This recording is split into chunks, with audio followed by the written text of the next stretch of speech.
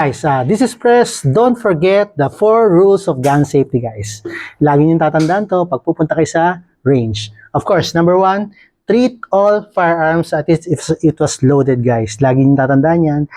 Even though abot sa inyo yung unit, treat the firearms na loaded siya lagi. Of course, number 2, never point a gun at anything you're willing not to destroy. Of course, huwag niyong tututok, guys. Hindi naman intend na i-shoot. Wag. Because it's a bad thing. Of course, number 3, keep your finger off the trigger until you're ready to fire. Guys, of course, keep your finger trigger off the unit until you are ready to fire. Yan, guys. Ano yan?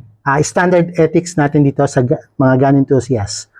Always put off the trigger, finger out lagi, guys. And of course, number 4, be sure at your target and what is behind it. Of course, guys, if you're targeting someone or some things, of course, be sure kung ano nasa likod niya. Of course, dapat aware tayo and who's behind it, and of course, what is the target para safe tayo lahat. So, yun lang, guys. This is Press checking 4 rules of gun safety.